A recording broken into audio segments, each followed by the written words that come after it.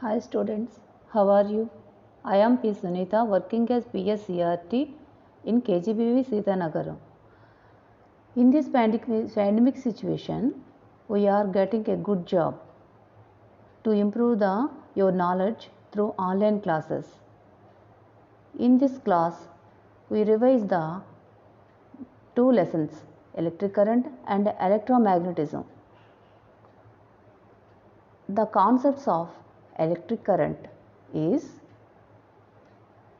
electric current and potential difference, Rode and Lorentz theory, and Ohm's law, ohmic material and non-ohmic material, limitations of Ohm's law, electric shock, and factors affecting the resistance of a material. Next topic, next lesson, electromagnetism. The topics in this lesson is the Aristotle theory and lines of magnetic field, and magnetic flux and magnetic flux density. Now we come to Rode and Lorentz theory. The scientists consist of 19th century. They proposed a theory that conductor contains positive ions, they are fixed, and free ions, that is called electrons, they are moving in a randomly. Observe the figure 1, the random motion of electrons, because the conductor is అంటే complete అవ్వలేదు, circuit complete అవ్వలేదు కాబట్టి అది random మోషన్లో ఉన్నాయి. అదే figure 2లో అయితే వాల్యూమ్ అనేది కంప్లీట్ అయింది కాబట్టి ఎలక్ట్రాన్స్ అనేది డైరెక్షన్ వాటి యొక్క ఒకే డైరెక్షన్లో ఉన్నాయి. The lattice means the position of electrons. What about electric current? Introduction about electric current. Students, I think you have an idea about electric current. Simply we say motion of charges is called electric current. Anyone see the motion of charges in your daily life situations? You know, but I say in our rainy season there are occurred thunders and lightning. What is lightning? Lightning is nothing but moving charges from cloud to cloud and cloud to earth. This is the live example for the motion of electric charges. We cannot see the motion of charges in the wire. In this chapter, we revise the concept potential difference. What is potential difference? Potential difference is nothing but higher charge అనేది higher charge నుంచి lower charge కి వెళ్ళటమే.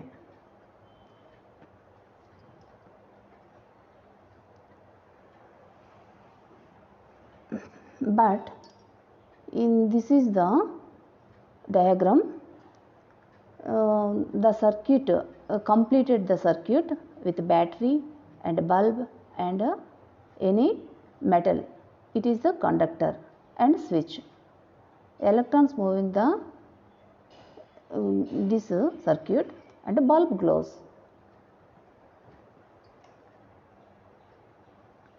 Let Q be the charge crossing through any cross section of the conductor in a time interval t. Then the amount of charge crossing through that cross section is 1 second is Q by T.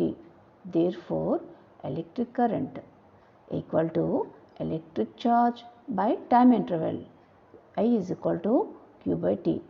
The units of electric current is ampere, denoted by A. 1 ampere is equal to 1 coulomb per 1 second. A is equal to C by S. Next topic, potential difference. Here, before I tell the potential difference, you observe the side diagram. there are two tanks of water in equal position. అవి ఒక చోట నుంచి ఒక tank నుంచి ఇంకో ట్యాంక్కి move అవ్వవు. కారణం ఏంటంటే ఒకేలాగా వాటి పొజిషన్ ఉంది. కానీ క్రిందనున్న ట్యాంక్లో వాటర్ అనేది లెవెల్స్ అనేవి తేడాగా ఉన్నాయి. సో హయ్యర్ లెవెల్ నుంచి వాటరు లోవర్ లెవెల్కి వెళ్తుంది. This is the example of potential difference. Definition of potential difference: the work done by the electric force on unit positive charge to move it through a distance from one point to another point is called potential difference. Potential difference is calculated for any 2 points in the circuit. Potential difference V is equal to W by Q, that is FEL by Q. The SI units of potential difference is volt. Potential difference is measured by using the voltmeter.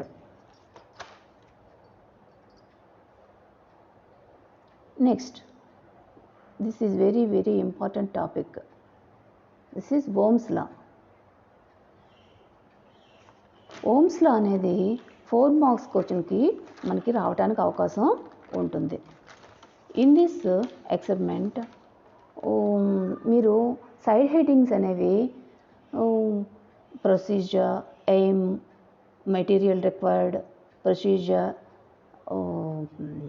Circuit, అదే diagram of circuit, table, and you draw the graphs.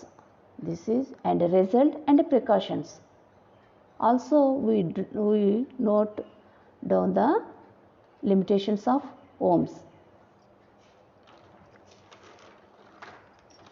Ohm's law is nothing but the aim of Ohm's law to show that the ratio V by I is constant for a conductor. We discussing about the Ohm's law. The German scientist Georg Simon Ohm established this law. See the diagram. You have an idea what material required for this. But I talk you an important point in this circuit. You observe the place of ammeter and voltmeter. అమ్మీటర్ని మనం సిరీస్లో కలిపాము, వోల్ట్మీటర్ని మనం ప్యారలల్గా కలిపాము. This is very important. దీని గురించి మీరు ఫర్దర్ క్లాసుల్లో నేర్చుకుంటారు.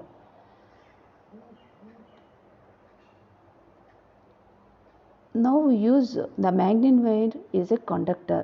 We adjust potential difference is 0 to 4.5 volts. Suppose PD is 1 volt. Then note down the circuit. Note down the current value in ammeter. We increase the PD values up to 4.5 volts. In every value of potential difference, we note down the current value of A. We take at least 5 values in this procedure experiment. We put the values on the table. Head, we observe the table V, the values of V, I, and the ratio of V by I. You must observe the relation between V by I is equal to constant. The potential difference between the ends of a magnet wire, that is magnet wire, is directly proportional to the current passing through it. Draw the graph, and the graph is a straight line to the origin. There you take the values of V on x-axis and I values on y-axis.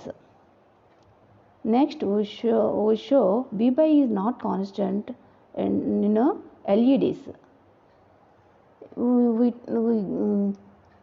అదే procedure మనం చేస్తాము, కానీ ఏంటంటే magnet wire బదులు మనం INCET చేయాల్సింది LED.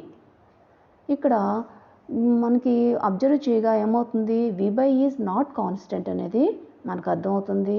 మరియు graph కూడా ఒక కర్వ్ వస్తుంది. ఇలాంటి వాటిని నాన్ బర్మిక్ మెటీరియల్స్ అంటారు. గ్రాఫ్ స్ట్రైట్గా వచ్చి V by ఈజ్ కాన్స్టెంట్ వస్తే దాన్ని ఏమంటారు? ఓమిక్ మెటీరియల్స్ అంటారు. Almost ohmic materials are metals and non ohmic materials are the examples are LEDs, gaseous conductors and semiconductors, that is germanium, silicon.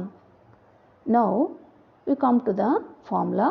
V is proportional to I, then V by I is constant. This constant is called resistance of the conductor. It is denoted by R. Then V by I is equal to R. V is equal to IR. The SI units of resistance is ohm. The symbol of ohm is this. 1 ohm is equal to 1 volt per ampere. Next, see the examples of ohmic material and non-ohmic material in the screen. Limitations of Ohm's law. If does not apply to all non-metallic conductors, it also does apply to non-linear devices such as Zener diode. It is true for metal conductors at constant resistance. If temperature is changed, the law is not applicable. Electric shock. We know about electric shock. Human body is a conductor. మనకు shock కొట్టడం అంటే మన బాడీలోనికి current pass అవ్వడమే. The definition of electric shock is the potential difference exists between one part of the body and another part is called electric shock. అయితే ఈ current బాడీలోనికి రాకుండా body అడ్డుకుంటుంది. దీన్నే రెసిస్టెన్స్ అంటారు. ఈ రెసిస్టెన్స్ అనేది ఒక్కొక్కరికి ఒక్కొక్క విధంగా ఉంటుంది. యాక్చువల్గా ఈ రెసిస్టెన్స్ అనేది మన బాడీ రెసిస్టెన్స్ 100 ohms నుంచి 5 lakhs ohms వరకు ఉంటుంది. I is proportional to 1 by R అనే విషయం మనకి తెలుసు. అంటే రెసిస్టెన్స్ ఎక్కువగా ఉన్న పర్సన్స్లోని కరెంట్ అనేది తక్కువ పాస్ అవుతుంది. If we touch the 24 hours battery terminals with our dry fingers, then we complete the circuit. How much current is passing through our body? When resistance R is equal to 1 lakh ohms, we know the value of I is equal to V by R, that is 0.00024 amperes. But we touch the live wire of our wire, the body damages because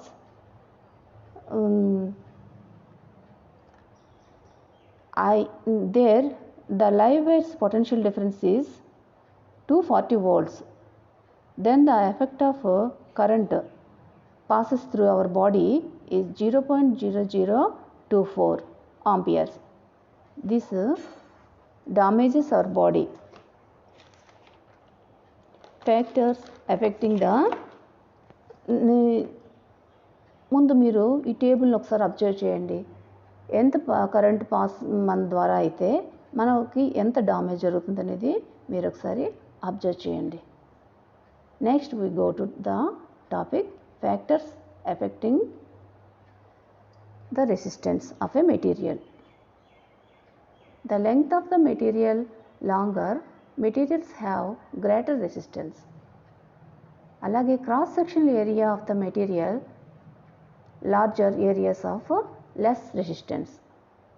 Next one, the temperature of the material, the higher temperature is usually result in higher resistance. The kind of material, iron has more electrical resistance than geometrically similar copper conductor. Next, we go into the next lesson, electromagnetism. Hans Christian Oersted గురించి మనం ఎంత నేర్చుకున్నా ఎంత తెలుసుకున్నా తక్కువే అవుతుంది. ఇంతకుముందు magnetism వేరు, ఎలక్ట్రిసిటీ వేరుగా చదివేవాళ్ళు.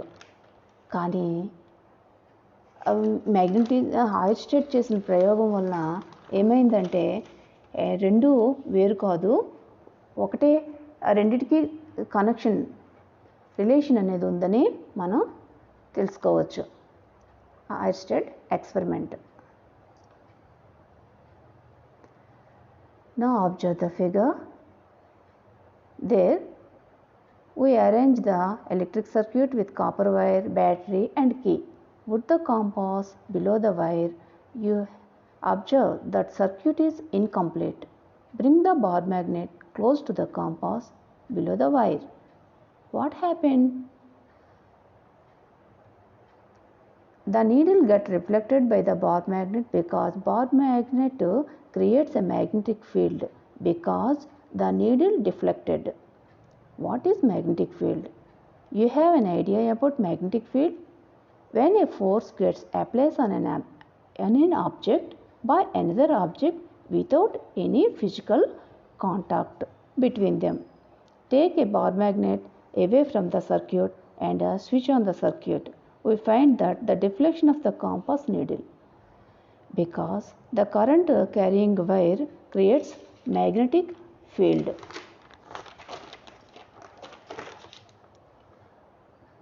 This the theory of Ørsted. He proposed there is a relation between electricity and magnetism. Magnetic field exists surrounding the bar magnet and is characterized by its strength and direction. అంటే ఫీల్డ్లో ప్రతి point దగ్గర magnetic ఫీల్డ్కి ఒక strength, ఒక direction అనేది ఉంటుంది. ఈ స్ట్రెంగ్త్ అండ్ డైరెక్షన్ అనేది పాయింట్ నుంచి పాయింట్కి మారుతూ ఉంటుంది. ఎందుకంటే మనం ఈ లైన్స్ని అబ్జర్వ్ చేసేటప్పుడు లైన్స్ అనేవి ఒక్కో చోట క్రౌడ్గా ఉంటున్నాయి, ఒక్కో చోట చాలా దూరంగా ఉంటున్నాయి. అంటే క్రౌడ్గా ఉన్న చోట దీని యొక్క స్ట్రెంగ్త్ అనేది, ఫీల్డ్ యొక్క స్ట్రెంగ్త్ అనేది ఎక్కువగా ఉంది. అలాగే దూరంగా ఉంటే దాన్ని ఏమంటారంటే స్ట్రెంగ్త్ తక్కువగా ఉందని చెప్పొచ్చు. Now we come to the concept magnetic flux. Now we know about magnetic flux. Consider a uniform magnetic field in space. Imagine a plane of a certain area A placed perpendicular to the field in the magnetic field. Field పెర్పెండిక్యులర్గా ఉన్న ఏదైనా plane ఏరియాని తీసుకుంటే దాని గుండా వెళ్ళే లైన్స్నే మనం magnetic flux అని అంటారు. This is generated by phi. Observe the figure. The SI units of magnetic flux is Weber. Magnetic flux density. Magnetic flux is nothing but it is defined as magnetic flux passing through unit area that is perpendicular to the field is called magnetic flux density. It is denoted by B. The flux is phi, area is A. The magnetic flux density B is equal to magnetic flux by area, that is B is equal to Q by A, that is Weber per meter square. When this is also called Tesla. Students, మనం ఇప్పుడు 2 lessons గురించి వాటి యొక్క topics గురించి నేర్చుకున్నాం కదా. అయితే ఇందులో అనేక యూనిట్స్ అనేది మనం నేర్చుకున్నాం. న్యాచురల్ సైన్స్లో కానీ ఫిజికల్ సైన్స్లో కానీ చాలామంది శాస్త్రవేత్తల గురించి వాటి యొక్క యూనిట్స్ గురించి మనం చెప్పుకుంటాం. ఇందులో అయితే మనకి Weber, Tesla, Drude and Lorentz, Ohm, Oersted, Weber ఇలా చాలామంది సైంటిస్టుల గురించి వాళ్ళ యొక్క యూనిట్స్ని మనం వాళ్ళ గౌరవార్థం పెట్టుకున్నాం. అయితే మన లాస్ట్లో వచ్చే టాపిక్ మ్యాగ్నెటిక్ ఫ్లక్స్ డెన్సిటీ. దాని యూనిట్స్ అనేవి టెస్లా. టెస్లా యొక్క లైఫ్ హిస్టరీ గురించి మనం వింటే చాలా మోటివేషనల్గా మీకు ఉంటుందని నేను ఆశిస్తున్నాను. అందుకు చిన్న వీడియో ప్లే చేస్తాను, దాన్ని మీరు మిస్ కాకుండా చూడండి. ఇది మీకు బాగా ఉపయోగపడుతుందని అనుకుంటున్నాను. Thank you. ప్రపంచ మేధావి అనగానే మనకు గుర్తొచ్చేది ఐన్స్టైన్, స్టీఫెన్ హాకింగ్. వీళ్ళు విశ్వానికి సంబంధించిన మనకు అర్థం కాని ఎన్నో సూత్రాలను కనిపెట్టారు. కానీ మనకి ఎక్కువగా ఉపయోగపడే ఆవిష్కరణల పరంగా, ఇప్పుడు మనం ఉపయోగిస్తున్న టెక్నాలజీ పరంగా చూసుకుంటే మోస్ట్ బ్రిలియంట్ పర్సన్ మరొకరున్నారు. ఆయనే మాస్టర్ ఆఫ్ లైట్నింగ్గా పేరు పొందిన నికోలా టెస్లా. వైర్లెస్ ద్వారా ఎలక్ట్రిసిటీని ఉచితంగా ప్రజలందరికీ అందించాలని కలలు కన్న వ్యక్తి. ప్రపంచం సరిగ్గా గుర్తించని ఈ జీనియస్ గురించి, థామస్ అల్వా ఎడిసన్కి టెస్లాకి మధ్య జరిగిన యుద్ధం గురించి, కొన్ని వందల కోట్ల ఆస్తిని టెస్లా ఎలా వదులుకున్నారు, ఆయన ఆవిష్కరణలు ఈ ప్రపంచాన్ని ఎలా మార్చాయి, ఇలా ప్రపంచం మర్చిపోయిన శాస్త్రవేత్త గురించి ఇప్పుడు మనం గుర్తు చేసుకుందాం. నికోలా టెస్లా 1856వ సంవత్సరం జూలై 10న జన్మించారు. టెస్లా తండ్రి చర్చిలో ఫాదర్. అప్పట్లో మగపిల్లడు కొంతకాలం అయితే ఆర్మీలో పనిచేయాలి లేదా చర్చిలో పనిచేయాలి. కానీ టెస్లాకి రెండో ఇష్టం లేదు. తనకు ఇంజనీర్ అవ్వాలనుందని, చదువుకుంటానని వాళ్ళ నాన్నగారిని బ్రతిమాలడంతో టెస్లా చదువుకోవడానికి ఆయన ఒప్పుకుంటారు. అలా ఆస్ట్రియాలో ఒక యూనివర్సిటీలో చేరారు. యూనివర్సిటీలో చదువుకుంటున్నప్పుడు టెస్లా 8 భాషలు మాట్లాడేవాడు. అంతేకాదు, టెస్లాకి జ్ఞాపక శక్తి చాలా ఎక్కువ. ఒక్కసారి ఏదైనా చదివితే ఉన్నది ఉన్నట్టుగా చెప్పగలడు. అతి కష్టమైన ఇంటిగ్రల్ క్యాలిక్యులేషన్స్ కూడా ఆయన బ్రెయిన్లో లెక్కించేసేవాడు. తర్వాత టెస్లా ప్యారిస్లో ఉన్నటువంటి ఎడిసన్కి సంబంధించిన ఎలక్ట్రిక్ కంపెనీలో పనిచేసేవాడు. అమెరికాకి వెళ్ళాలి, థామస్ అల్వా ఎడిసన్ని కలవాలనేది టెస్లా చిరకాల కోరిక. అప్పుడంతా కూడా డీసీ కరెంట్ మీద నడిచేది. కానీ డీసీ కరెంట్ వల్ల ఎన్నో నష్టాలుండేవి. ఆ సమయంలోనే టెస్లాకి ఏసీ పవర్ని ప్రొడ్యూస్ చేసే ఏసీ జనరేటర్లను తయారు చేయాలని ఉండేది. దానికి సంబంధించి ఎన్నో పరిశోధనలు కూడా చేసేవాడు. అయితే అక్కడ ఉన్న మేనేజర్ టెస్లా తెలివితేటలు చూసి టెస్లాను అమెరికాలో ఉండే ఎడిసన్ దగ్గరికి వెళ్ళమని ఒక రికమెండేషన్ లెటర్ ఇచ్చి పంపాడు. టెస్లాకి కూడా ఎప్పటి నుండో ఎడిసన్ని చూడాలని ఉండేది. తన ఏసీ జనరేటర్ ప్లాన్ గురించి ఎడిసన్కి చూపించాలని ఎంతో ఆశపడేవాడు. అలా టెస్లా 1884వ సంవత్సరంలో జేబులో కేవలం 4 సెంట్లతో, ఎన్నో కళ్ళలతో అమెరికాకు చేరుకున్నాడు. అప్పటికి ఆయన వయసు 28 సంవత్సరాలు. అమెరికా వెళ్ళిన తర్వాత టెస్లా ఎడిసన్ని కలిశాడు.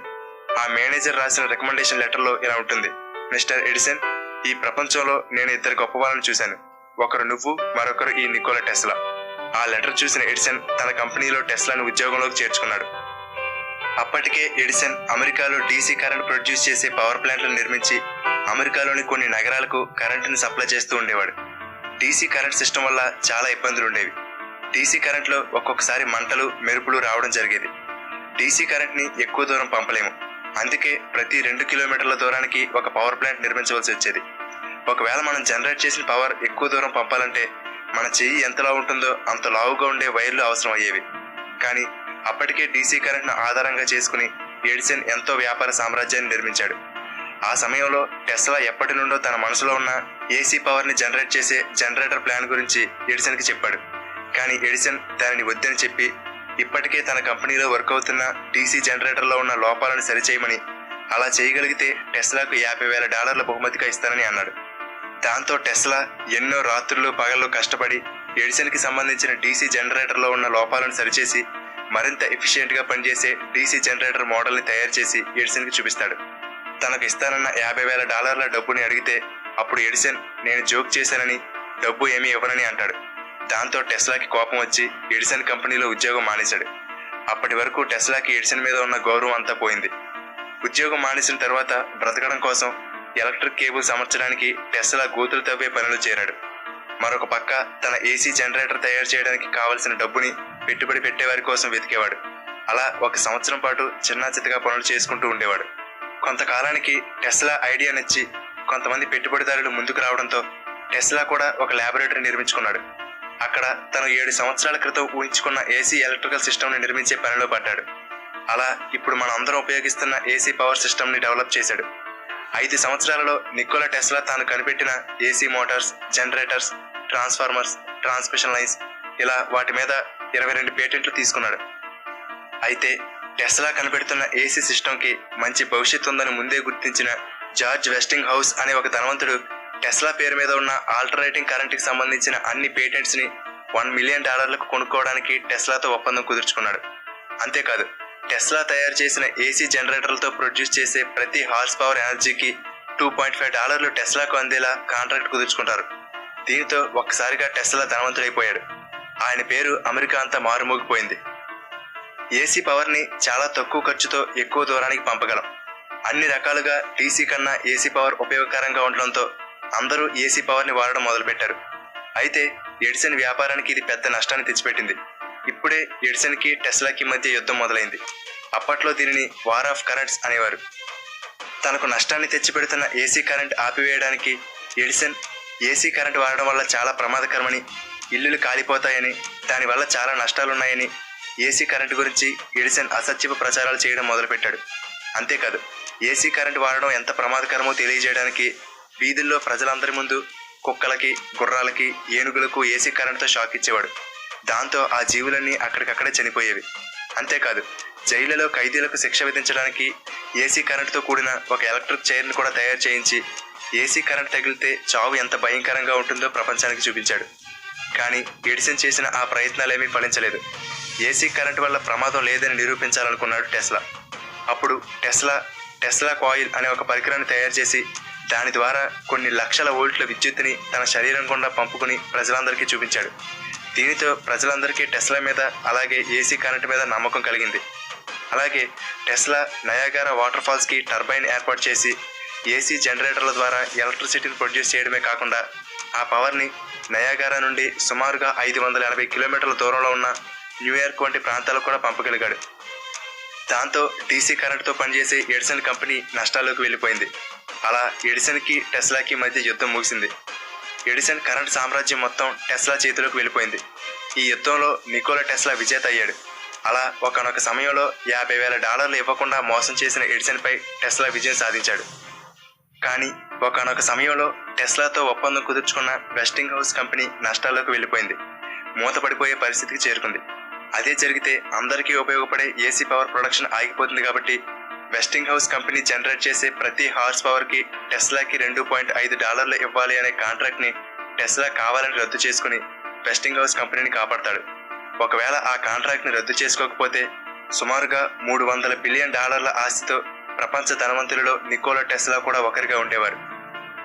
తనకి డబ్బు ముఖ్యం కాదని, ప్రజల జీవితాన్ని సులభతరం చేసే ఆవిష్కరణలు చేయడమే ముఖ్యమని అనేవారు ఆయన. ఒకనొక సమయంలో టెస్లా ప్రపంచంలోనే అత్యంత ప్రముఖమైన వ్యక్తిగా పేరు పొందారు. ఆ సమయంలో ఎంతో మంది గొప్ప గొప్ప రాజకీయ నాయకులు, ధనవంతులు, సెలబ్రిటీలు అంతా కూడా టెస్లాతో పరిచయాలు పెంచుకోవాలనుకునేవారు. ఎంతో మంది అమ్మాయిలు, ఆ కాలం నాటి నటీమణులు కూడా ఆయన్ని ప్రేమించేవారు. కానీ ఆయన మాత్రం అవన్నీ పట్టించుకునేవారు కాదు. కేవలం తన ప్రయోగాల మీద మాత్రమే నిమగ్నమయ్యేవారు. కావలసినంత డబ్బు ఉండడంతో ఆ డబ్బు అంతటిని తన పరిశోధనలకే ఖర్చు చేసేవారు.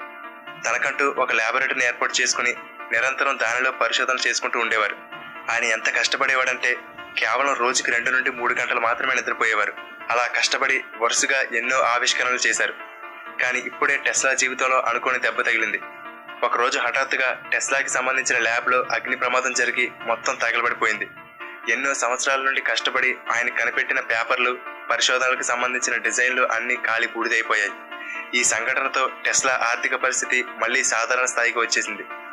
మనమందరం రేడియో కనిపెట్టింది ఎవరు అనగానే మార్కోని అంటాం. కానీ అంతకన్నా ముందే వైర్లెస్ కమ్యూనికేషన్ మీద టెస్లా పేటెంట్ కూడా తీసుకున్నారు. అయితే మార్కోని కూడా టెస్లాకి సంబంధించిన వైర్లెస్ కమ్యూనికేషన్ ఆధారంగానే రేడియోను తయారు చేశాడు. కానీ దీని గురించి టెస్లా పెద్దగా పట్టించుకోలేదు. మార్కోని తనకు సంబంధించిన 17 పేటెంట్లను వాడుకున్నాడని టెస్లా ఒకసారి చెప్పారు. 1898లో టెస్లా మరొక కొత్త ఆవిష్కరణ చేశారు. అదే ఒక చిన్న బోట్కి ఎటువంటి వైర్లు లేకుండా రిమోట్ కంట్రోల్ సహాయంతో నడపగలిగాడు. ఇదే ప్రపంచంలో మొట్టమొదటి వైర్లెస్ రిమోట్ కంట్రోల్ డివైస్. ఎటువంటి వైర్ కనెక్షన్లు లేకుండా కదులుతున్న బోట్ని చూసి అప్పటి ప్రజలు టెస్లాకి ఏవో టెలిపతి వంటి శక్తులు ఉన్నాయనుకునేవారు. కొంతమంది ఏదో మ్యాజిక్లు చేస్తున్నాడు అనుకునేవారు. ఇది ఒక్కటే కాదు, Tesla coil, induction motor, Tesla turbine, neon lamps, X rays ఇలా ఎన్నో పరిశోధనలు, ఆవిష్కరణలు చేశారు టెస్లా. అయితే టెస్లాకి ఉన్న చిరకాల కోరిక ఏమిటంటే ఎటువంటి వైర్లు లేకుండా ఎలక్ట్రిసిటీని ఒక చోట నుండి మరొక చోటకి పంపాలనేది టెస్లా కళ. కానీ ఆ ప్రయోగం చేయడానికి చాలా ఖర్చు అవుతుంది. అయితే అదే సమయంలో జేపీ మోర్గాన్ అనే ఒక ధనవంతుడు టెస్లా దగ్గరికి వచ్చి వైర్లెస్ ద్వారా ఒక చోట నుండి మరొక చోటకు మెసేజ్ పంపుకునే విధంగా ఏదైనా తయారు చేయమని టెస్లాకి $150,000 ఇచ్చాడు. అయితే టెస్లా మాత్రం సీక్రెట్గా వైర్లెస్ ద్వారా ఎలక్ట్రిసిటీని పంపే ప్రయోగాల కోసం ఆ డబ్బును వినియోగించి వార్డెన్ క్లిఫ్ అనే ఒక టవర్ని నిర్మించాడు. ఈ ప్రయోగం కొంతవరకు సక్సెస్ కూడా అయింది. అయితే పెట్టుబడి పెట్టిన జేపీ మోర్గాన్కి ఇది నచ్చదు.